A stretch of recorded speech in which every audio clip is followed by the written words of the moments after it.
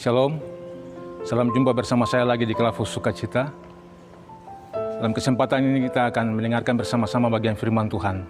Dan karena itu siapkan hati sahabat Kelavos sekalian di mana saja berada. Kita akan membaca, merenungkan, serta selanjutnya kita akan mempraktekkan apa kata firman Tuhan. Firman Tuhan yang akan kita baca dan renungkan di saat ini terdapat di dalam Kejadian pasal 6 ayat 9 hingga ayat yang ke-22.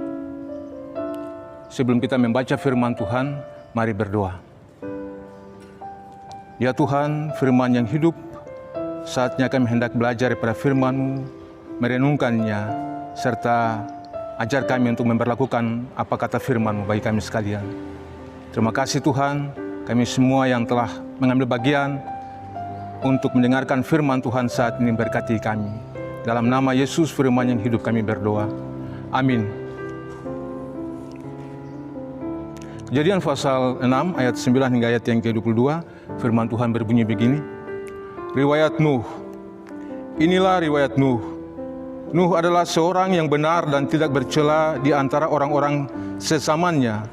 Dan Nuh itu hidup bergaul dengan Allah. Nuh memperanakan 3 orang laki-laki, Sem, Ham, dan Yafet. Adapun bumi itu telah rusak di hadapan Allah dan penuh dengan kekerasan. Allah menilik bumi itu dan sungguhlah rusak benar, sebab semua manusia menjalankan hidup yang rusak di bumi. Berfirmanlah Allah kepada Nuh, Aku telah memutuskan untuk mengakhiri hidup segala makhluk, sebab bumi telah penuh dengan kekerasan oleh karena mereka. Jadi, aku akan memusnahkan mereka bersama-sama dengan bumi. Buatlah bagimu sebuah bahtera dari kayu gofir. Bahtera itu harus kau buat berpetak-petak dan harus kau tutup dengan pakal dari luar dan dari dalam. Beginilah engkau harus membuat bahtera itu. 300 hasta panjangnya, 50 hasta lebarnya, dan 30 hasta tingginya. Buatlah atap pada bahtera itu dan selesaikanlah bahtera itu sampai sehasta dari atas dan pasanglah pintunya pada lambungnya. Buatlah bahtera itu bertingkat bawah, tengah, dan atas.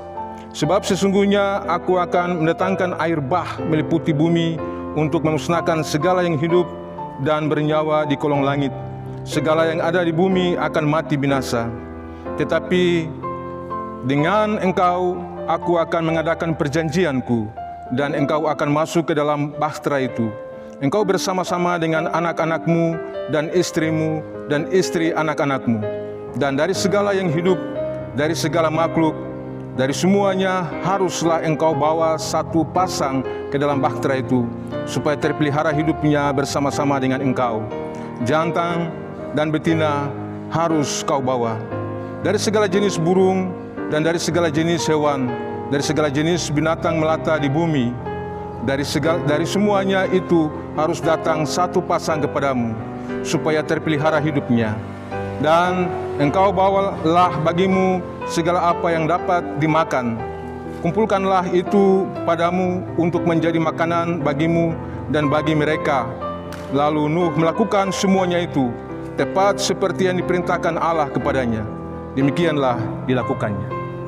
Demikian firman Tuhan. Tuhan memberkati sahabat Kelavos sekalian. Dalam kehidupan kita setiap hari,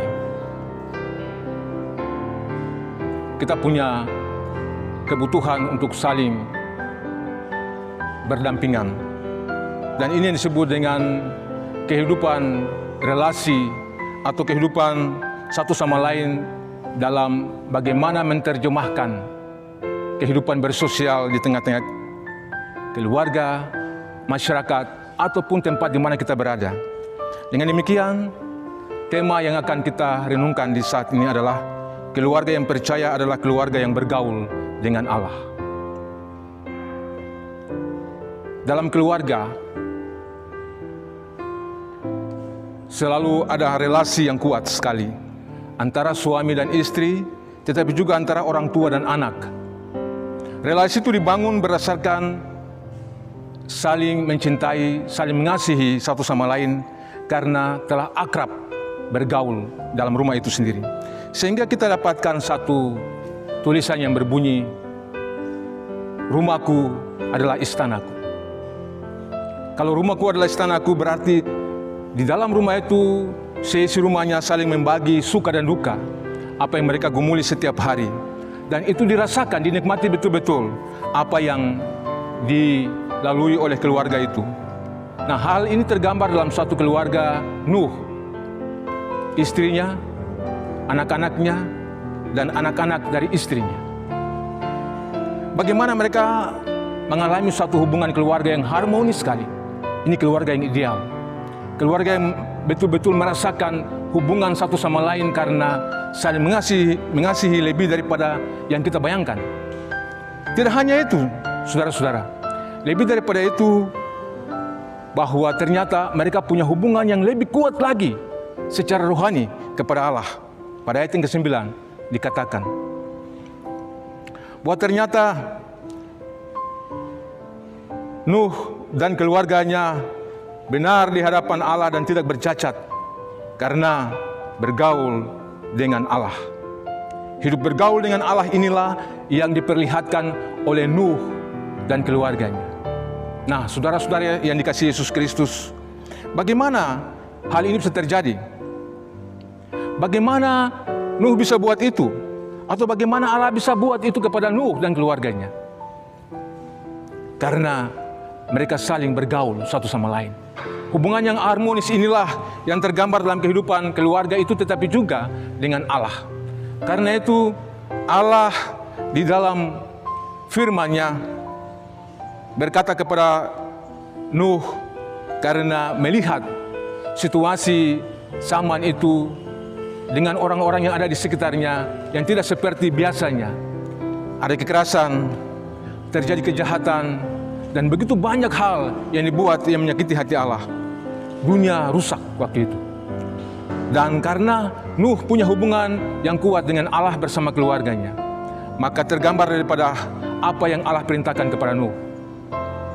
Harus buat bahtera untuk menghindari kerusakan dunia dan kejahatan yang ada pada masa itu.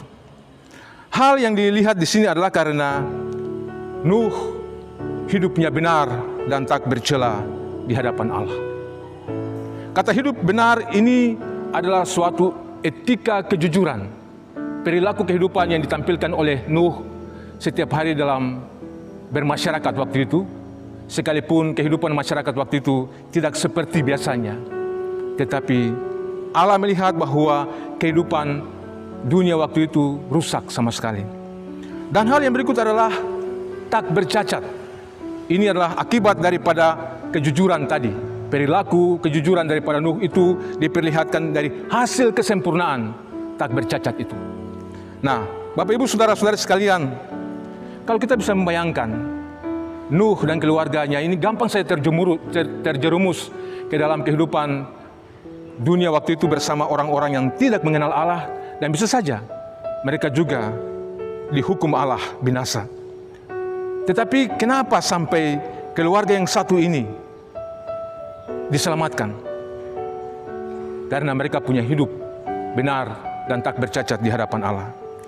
Nah, karena itu juga Allah ingin menyelamatkan Nuh dan keluarganya supaya ada kehidupan yang berkelanjutan. Dari Nuh itulah ada kehidupan yang berkelanjutan. Sahabat Klafos yang dikasihi Yesus Kristus, apa yang diperlihatkan Allah kepada Nuh ini adalah bagian daripada bagaimana Allah menggenapi maksudnya di tengah-tengah dunia supaya masih ada kehidupan yang berkelanjutan. Hanya Nuh dan keluarganya yang mendapatkan keselamatan itu. Hanya Nuh dan keluarganya yang mendapatkan pertolongan Tuhan. Hanya Nuh dan keluarganya yang dipilih Allah untuk diselamatkan. Hal ini disebabkan karena telah disebutkan kehidupan benar dan tak bercacat di hadapan Allah. Ini yang Allah lihat. Hal berikut yang disampaikan oleh Allah kepada Nuh adalah supaya mereka selamat. Mereka harus dengar apa kata firman Tuhan dan melakukannya. Yaitu harus membuat bahtera dengan ukuran yang sudah ditetapkan Dan apa yang dilaksanakan? Nuh melakukan seperti yang diperintahkan Tuhan kepadanya. Ini sesuatu yang luar biasa sekali. Sebab banyak orang pada zaman itu tidak lagi melihat apa yang dibuat Nuh itu sepertinya sesuatu yang tidak benar. Artinya Nuh dan keluarganya buat sesuatu seperti orang gila, karena membuat bahtera yang begitu besar di tengah-tengah tempat yang tidak seperti biasanya. Bapak, Ibu, Saudara-saudari, sahabat Klavos yang diberkati Tuhan, ini perintah Tuhan. Nuh harus melaksanakan perintah ini untuk mengerjakan bahtera yang besar itu. Apa yang terjadi, saudara-saudara? Bahwa di tengah kejahatan manusia waktu itu, firman Allah yang diturunkan untuk harus dilaksanakan melalui perintah kepada Nuh untuk membuat bahtera itu. Perintah ini harus dilaksanakan. Kenapa, saudara-saudara? Bahwa sebenarnya Allah bermaksud untuk memusnahkan bumi dengan semua yang ada dalamnya karena sudah rusak. Ada begitu banyak kejahatan yang telah terjadi. Nah, bagaimana hal ini bisa terjadi? Karena orang tidak lagi mempedulikan tentang Allah yang hidup, melakukan kejahatan dan tidak lagi mempedulikan tentang kehidupan yang telah dibuat sesuai dengan apa yang dimaksudkan dalam kehidupan hukum kemasyarakatan. Nah, karena itu Allah memusnahkan bumi ini supaya ada muncul kehidupan yang baru lagi. Nuh dan keluarganya adalah tipe keluarga yang harmonis, yang menampilkan tentang kasih, tentang harmonisasi, tentang saling mencintai, tidak hanya dengan keluarga, tetapi dalam hubungan dengan Tuhan terjadi. Dan karena itu, saudara-saudara, apa bagian penting yang harus kita petik hari ini untuk kita? Ketika kita berhadapan dengan situasi dunia yang semakin tidak menentu ini, ketika kita berhadapan dengan situasi dunia yang menjadi-jadi ini, apakah kita tampil dan hidup seperti Nuh dan keluarganya? Apakah kita bisa benar di hadapan Tuhan dan tak bercacat? Apakah kita bisa hidup bergaul bersama-sama dengan Tuhan dalam gambaran hidup bersama keluarga yang harmonis? Ataukah kita juga ikut bersama-sama dengan kehidupan dunia ini dan mengalaminya, terjerumus dalamnya, menikmati kesenangan duniawi ini, dan akhirnya binasa? Ini sesuatu yang sedih sekali. Saudara-saudari, sahabat Klavos yang diberkati Yesus, melihat apa yang telah Allah buat bagi kita hari ini, ketika situasi dunia yang tidak menentu ini, sejenak kita kembali ke dalam keluarga dan belajar untuk merenungkan apakah benar-benar kita mencintai keluarga yang telah Tuhan kasih kepada kita. Apakah benar-benar kita mengasihi keluarga, suami bersama istri, orang tua bersama anak, dan lain sebagainya? Ataukah kita anggap biasa-biasa saja karena kita juga menikmati kesenangan dunia ini? Sementara dunia ini adalah suatu bahaya besar.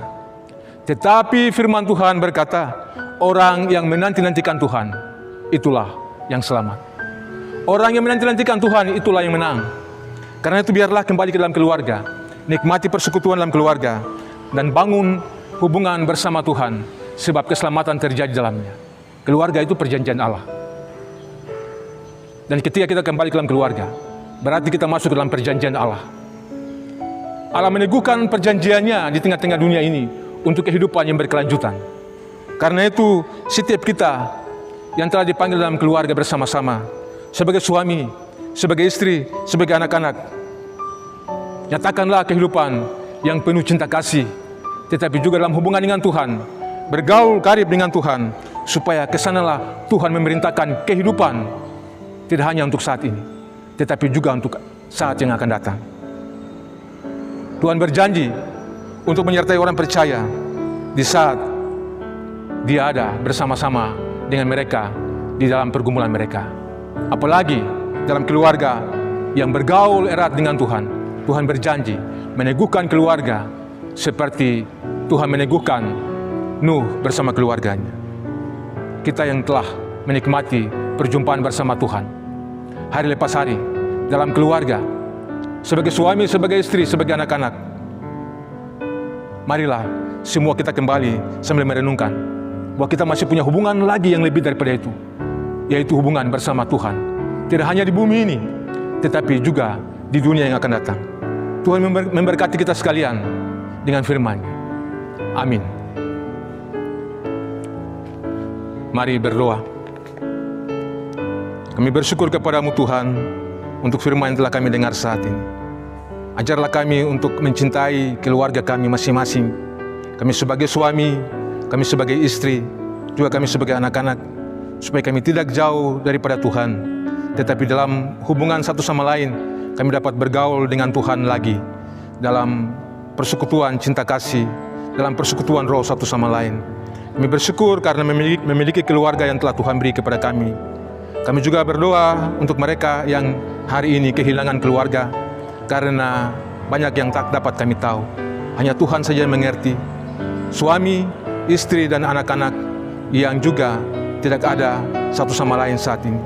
Tetapi Tuhan berjanji untuk menggenapkan maksud-Mu untuk segala sesuatu yang telah Tuhan buat bagi dunia ini, demi kehidupan yang berkelanjutan, bagi keselamatan yang akan datang.